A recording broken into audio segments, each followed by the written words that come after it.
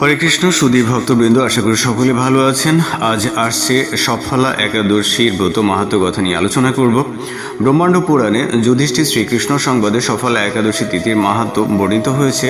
পৌষ মাসের এই কৃষ্ণপক্ষীয় একাদশী তিথি পালিত হবে 15ই ডিসেম্বর সোমবার না 16ই ডিসেম্বর মঙ্গলবার, সে বিষয়ে বিস্তারিত আলোচনা করব। 15ই ডিসেম্বর সোমবার একাদশী তিথি হলেও সফলা একাদশী তিথির ব্রত পালন করতে হবে দ্বাদশী তিথিতে।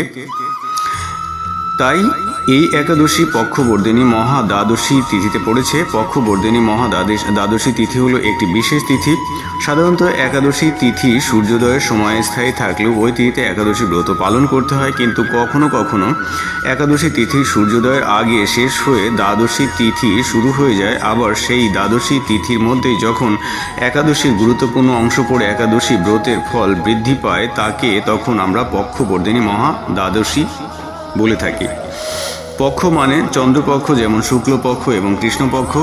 বর্ধিনী মানে বৃদ্ধি করা, অর্থাৎ এই এক দ্বাদশী তিথি একাদশী ব্রতের পুণ্যকে বৃদ্ধি করে, এজন্য এর নাম হচ্ছে পক্ষবর্ধিনী।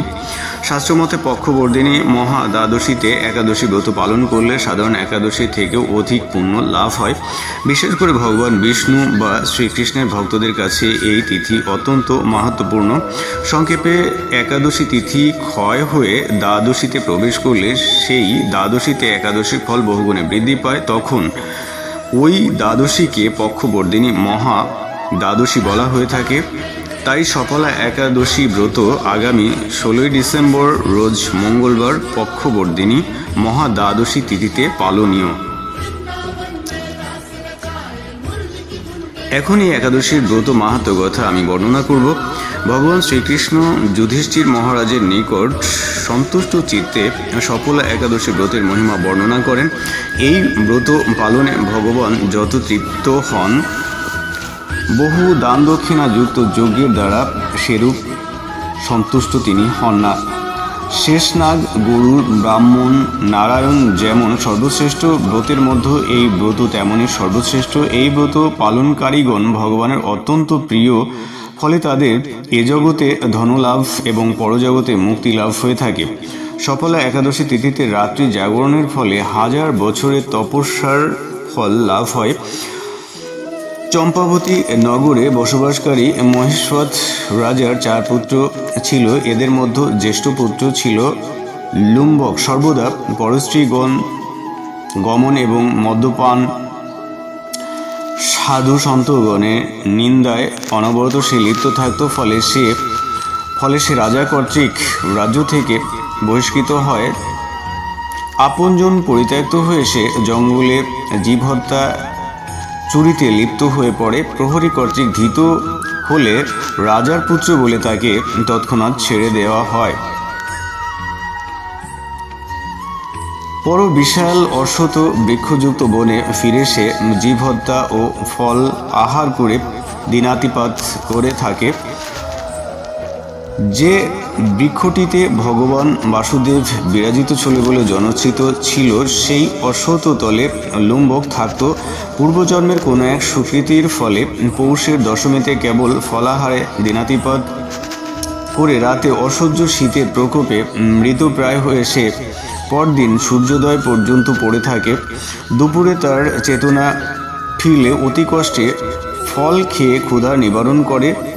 সেই অশ্বত্থলে বিশ্রাম নিলেও রাতে ক্ষুধায় সে ভীষণ কাতর হয়ে প্রাণ রক্ষার্থে ঈশ্বরের উদ্দেশ্যে ফলগুলি নিয়ে আমার কি গতি হবে বলে অশ্রুপাত করতে করতে সেই অশ্বত্থ মূলে হে লক্ষ্মীপতি নারায়ণ বলে নারায়ণের নামে ফলগুলো নিবেদন করে। ভগবান নারায়ণ সেই দুরাত্মার রাত্রি জাগরণকে একাদশীর জাগরণ এবং ফল অর্পণকে পূজা বলে গ্রহণ করেন।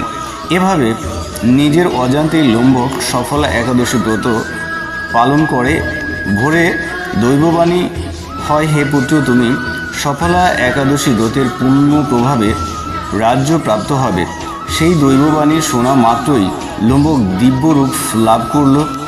তারপর সকল পাপ তার দূর হলো। সে পুনরায় রাজ্য ফিরে পেয়ে পরিবার সহ রাজ্য সুখ ভোগের পর উপযুক্ত পুত্রের উপর রাজ্যভার দিয়ে সে সন্ন্যাস গ্রহণ করল এবং অবশেষে মৃত্যুর পর ভগবানের চরণ এসে আশ্রয় পেল। এভাবে সফলা একাদশী ব্রত যিনি পালন করেন তিনি জগতে জাগতিক সুখ ভোগ এবং মৃত্যুর পর মুক্তি লাভ করেন। এই ব্রতে শ্রদ্ধাশীলগণ ধন্য এবং নিঃসন্দেহে তাদের জন্ম সার্থক। এই ব্রত পাঠ ও শ্রবণে মানুষের রাজস্ব যজ্ঞের ফল লাভ হয়। এভাবে ভগবান শ্রীকৃষ্ণ যুধিষ্ঠির মহারাজের কাছে সফলা একাদশীর মাহাত্ম্য কথা বর্ণনা করেন। করুণাময় ভগবানের নিকট প্রার্থনা করি তিনি যেন কৃপা পরবশ হয়ে সকলকে এই একাদশী ব্রত পালনের শক্তি এবং সামর্থ্য প্রদান করেন। আগামী 16ই ডিসেম্বর মঙ্গলবার সফলা একাদশী ব্রত পালনের সময় পরদিন অর্থাৎ 17ই ডিসেম্বর বুধবার সকাল 6:35 থেকে 10:10 মধ্যে।